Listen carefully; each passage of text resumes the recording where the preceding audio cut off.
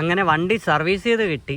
പക്ഷേ വണ്ടി സർവീസ് ചെയ്ത് കിട്ടിയപ്പോൾ എനിക്ക് അതിൻ്റെ പഴയ ഡിസ്പ്ലേ തിരിച്ചു വന്നിട്ടുണ്ട്. അതിന് ഒരുപാട് നന്ദിയുണ്ട്. പക്ഷേ ഇതിന് ഇവരെടുത്ത ദിവസം ഞാൻ കഴിഞ്ഞ വെള്ളിയാഴ്ച കൊടുത്തതാണ്. വെള്ളി, ശനി, ഞായർ, തിങ്കൾ 4 ദിവസം. ഇപ്പം ഞായറാഴ്ച ഷോപ്പ് അവധിയാണ്, ഓക്കെ ശരി സമ്മതിച്ച്.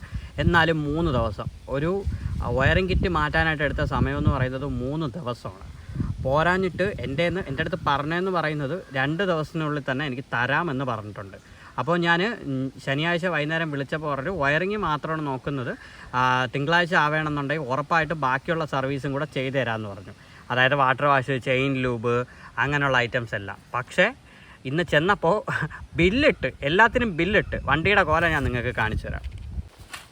ഇതാണ് വണ്ടിയുടെ കോലം. അതായത് അവർ വാട്ടർ വാഷ്, ചെയിൻ ലൂബ് എല്ലാം ചെയ്തിട്ടുണ്ടെന്ന് പറഞ്ഞ് ബില്ലിട്ട് തന്ന വണ്ടിയുടെ കോലം ഇതാണ്. അപ്പം ഞാൻ ചോദിച്ചു എന്താ വാട്ടർ വാഷ് ചെയ്തില്ലെന്ന്. അപ്പം ചെയ്തില്ലെന്ന്.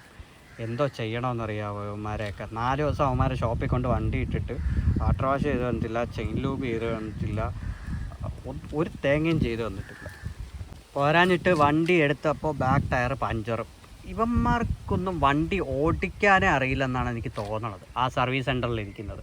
അല്ലെങ്കിൽ വണ്ടി 3 ദിവസം അവിടെ, അല്ലെങ്കിൽ 4 ദിവസം ഇരുന്നു. വെള്ളി, ശനി, ഞായർ, തിങ്കൾ. ഇന്ന് ഉച്ചയ്ക്ക്, അതായത് തിങ്കളാഴ്ചയാണ് ഞാൻ ഈ വീഡിയോ ചെയ്യുന്നത്. ഇന്ന് ഉച്ചയ്ക്കാണ് ഞാൻ ഈ ഒരു വണ്ടി ഇറക്കുന്നത്. അപ്പോൾ ഇന്ന് ഉച്ച വരെ വണ്ടി ഇരുന്നു. എന്നിട്ട് വണ്ടി ആ സർവീസ് സെൻറ്ററിന് അകത്തുനിന്ന് വെളിയിലോട്ട് എടുത്ത് തരുന്ന ആ ഒരു ഡിസ്റ്റൻസിൽ ഇവർക്ക് വണ്ടി ഓടിക്കുമ്പോൾ അറിയാമല്ലോ ബാക്ക് ടയർ പഞ്ചറാണോ ഇല്ലയെന്ന്. എൻ്റെ അടുത്ത് പറഞ്ഞില്ല. ഞാൻ വണ്ടി എടുത്ത് കുറച്ച് ഫ്രണ്ടിലോട്ട് വന്നപ്പോൾ ബാക്ക് ടയർ കിടന്ന് ഇങ്ങനെ ഓടുന്നു. അപ്പോഴാണ് എനിക്ക് മനസ്സിലായത് പഞ്ചറാണെന്ന്. എന്നാൽ വാ തുറന്നൊന്ന് പറയാം ടയർ പഞ്ചറാണ്. ഇവന്മാർക്കൊന്നും വണ്ടി ഓടിക്കാനേ അറിയില്ലെന്നാണ് എനിക്ക് തോന്നുന്നത് സത്യം പറഞ്ഞാൽ.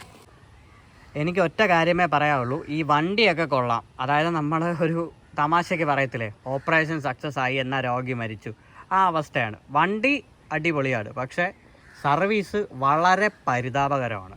സർവീസ് 4 ദിവസം കൊണ്ടിട്ടാലും വാട്ടർ വാഷ് ചെയ്യത്തില്ല, ചെയിൻ ലൂബ് ചെയ്തിട്ടില്ല, ഒന്നും ചെയ്യത്തില്ല. അതൊക്കെ നമ്മൾ മാനുവലി ചെയ്തോണം. എന്നിട്ട് അതിൻ്റെ ബില്ലും കൂടെ എഴുതിയിടും. ബില്ല് ഞാൻ ചോദിച്ചതുകൊണ്ട് എനിക്കത് കുറച്ച് തന്നു. എന്നിട്ട് അവരുടെ ഈ മറ്റേ കൂലി ഉണ്ടല്ലോ അത് കുറച്ചിട്ടില്ല. എന്ത് പറയാനാണ്. അത് മാത്രമല്ല, എൻ്റെ വണ്ടി ഈ പറയുന്ന സർവീസ് കിറ്റ്, അതായത് മൊത്തം വയറിംഗ് കിറ്റാണ് ഇവർ മാറിയത്. വണ്ടിയുടെ വയറിംഗ് കിറ്റ് മൊത്തം മാറിയിട്ടുണ്ട്. വണ്ടിയുടെ വയറിംഗ് കിറ്റ് മാറിയിട്ട് എന്നെ വിളിച്ച് പറഞ്ഞിട്ടൊന്നുമില്ല. എൻ്റെ അടുത്ത് പറഞ്ഞതെന്ന് പറഞ്ഞാൽ വാറണ്ടി ഉണ്ടെന്ന്. എന്നാൽ 1000 രൂപ ലേബർ ആകുമെന്ന് പറയണ്ടേ, അത് പറഞ്ഞിട്ടില്ല. മൊത്തം ബില്ല് വന്നപ്പോൾ 3200 സംതിങ് രൂപ. ഞാൻ തന്നെ ഷോക്കായിപ്പോയി.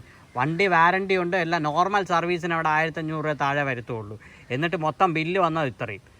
അവിടെ എന്നിട്ട് എന്നെ ശനിയാഴ്ച വൈകുന്നേരം വിളിച്ച് പറയുന്നു ഇത് കണ്ടിട്ട് ശരിയാവുന്നില്ല, ഇത് കണ്ടിട്ട് ഇതിനകത്തുള്ള ബ്രേക്കിൻ്റെ ഡിസ്കിൻ്റെ പാഡ് മാറണമെന്ന്. ഈ മണ്ടന്മാരെനിക്ക് പാഡൊന്നും മാറിയിട്ടില്ല. വണ്ടി ഇപ്പോൾ അറൗണ്ട് 35,000 കിലോമീറ്ററായി. എനിക്ക് ഏകദേശം 20,000 കിലോമീറ്റർ കഴിഞ്ഞപ്പോൾ, 20-22 കിലോമീറ്റർ കഴിഞ്ഞപ്പോൾ എൻ്റെ വണ്ടിയിൽ നിന്ന് എനിക്ക് സൗണ്ട് വരാൻ തുടങ്ങി. ഞാൻ ചെന്ന് വീഴുമെന്നൊരു സിറ്റുവേഷൻ മനസ്സിലാക്കിയപ്പോഴാണ് എനിക്ക് മനസ്സിലായത് വണ്ടിയുടെ ഡിസ്ക് പാഡ് തേഞ്ഞു പോയെന്ന്. അപ്പോൾ ഞാൻ തൊട്ടടുത്തുള്ളൊരു കടയിൽ കയറിയപ്പോൾ ആ ചേട്ടനെ ഒരുപാട് വഴക്ക് പറഞ്ഞു. കാരണം എടാ നീ ഇതെന്തുവാ കാണിക്കുന്നിട്ട് ഡിസ്ക് മൊത്തം ഉരഞ്ഞ് തീരാറായത്. അതാ കാണിച്ചത്, ഡിസ്ക് മൊത്തം ഉരഞ്ഞ് തേഞ്ഞിരിക്കുകയാണ്, നീ കറക്റ്റ് സമയത്ത് പാഡ് മാറ്റാത്തതുകൊണ്ടാണെന്ന് പറഞ്ഞിട്ട് ആ പുള്ളിക്കാരൻ എനിക്ക് മാറ്റി തന്നു.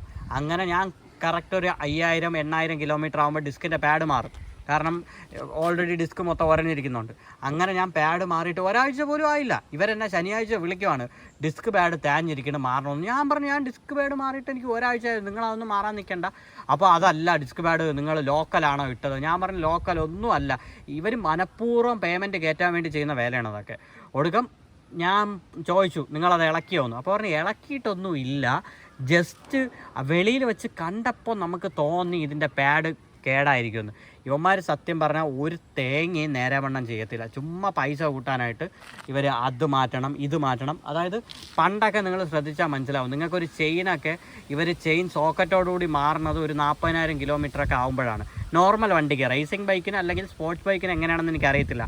പ്ലാറ്റിന പോലുള്ള വണ്ടിക്ക്, എൻ്റെ ബജാജിൻ്റെ പ്ലാറ്റിനയുടെ ചെയിന് ഞാൻ നേരത്തെ മാറിയത് അറൗണ്ട് 35,000-40,000 കിലോമീറ്ററിനാണ് ഞാൻ ആദ്യമായിട്ട് മാറിയത്. അപ്പോൾ ഈ വണ്ടിയും ഞാൻ 30,000 വരെ, ഏകദേശം 25,000 വരെ ഞാൻ ഈ വണ്ടിയും കുഴപ്പമില്ലാതെ കൊണ്ടുപോയി. എന്നിട്ട് ഇവർ നേരാമണ്ണം അത് ചെയ്ത് തന്നിരുന്നെങ്കിൽ എനിക്ക് അതപ്പോഴും മാറേണ്ടി വരത്തില്ല.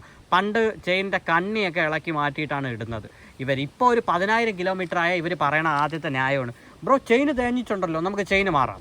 എന്തിനാ വെറും 3500 രൂപ 4000 രൂപ കയ്യിൽ നിന്ന് വാങ്ങിക്കാനുള്ള ഇവരുടെ സൂത്രപ്പണിയാണ്. അതുകൊണ്ട് എനിക്ക് പറയാനുള്ള കാര്യം, സർവീസ് സെൻറ്റേഴ്സ് ഇവിടെ ഈ സർവീസ് സെൻറ്റേഴ്സൊക്കെ ഇരിക്കുന്ന ഇവർക്ക് എന്തൊരു ഇതാണ് എന്ന് വെച്ചാൽ കറക്റ്റ് സമയത്ത് വിളിക്കത്തില്ല. ഞാൻ വിളിച്ച് ചോദിക്കണം എന്തായി എൻ്റെ വണ്ടി റെഡിയായോ, എന്തായി എൻ്റെ വണ്ടി റെഡിയായോ. ഇവർക്ക് ഒരു 1000 വണ്ടി അവരുടെ ഷോപ്പിൽ കിട്ടും കണക്കാണ് അവർ പെരുമാറുന്നത്. അതായത് കഴിഞ്ഞ 3-4 ദിവസമായി വണ്ടി കൊണ്ടകത്ത് ഇടാൻ തുടങ്ങിയിട്ട്, എന്നിട്ട് ഇങ്ങനെയാണ് തന്നിട്ടുള്ളത്. ഇനി ഞാൻ സർവീസ് ചെയ്യാനായിട്ട് വീണ്ടും 2 ദിവസം കൊണ്ട് കൊടുക്കണമെന്ന് ഞാൻ പറഞ്ഞു. എനിക്ക് അതിൻ്റെ ആവശ്യമൊന്നുമില്ല, ഞാൻ വേറെ കടയിൽ കൊടുത്തോളാം. എന്നിട്ട് എനിക്ക് ബില്ല് എഴുതി തന്നപ്പോൾ പറയുക നമ്മൾ പൈസ കുറച്ച് തരുന്നില്ല, അടുത്ത പ്രാവശ്യം സർവീസിന് വരുമ്പോഴത്തേക്കും വാട്ടർ വാഷിൻ്റെയും ആ ഒരു ചെയിൻ ലൂബിൻ്റെ പൈസ തരേണ്ടതെന്ന്. ഞാൻ പറഞ്ഞു ഞാൻ ഇനി ഇങ്ങോട്ട് വരണില്ല, എനിക്ക് മതിയായി, ഞാൻ ഇനി വേറെ ഷോറൂമിൽ കൊടുത്തോളാം, നിങ്ങൾ അതിൻ്റെ പേയ്മെൻറ്റ് തന്നാൽ മതിയെന്ന്. അവസ്ഥ പറഞ്ഞിട്ട് കാര്യമൊന്നുമില്ല. ഇവന്മാർ എന്തെങ്കിലുമൊക്കെ കാണിക്കട്ടെ.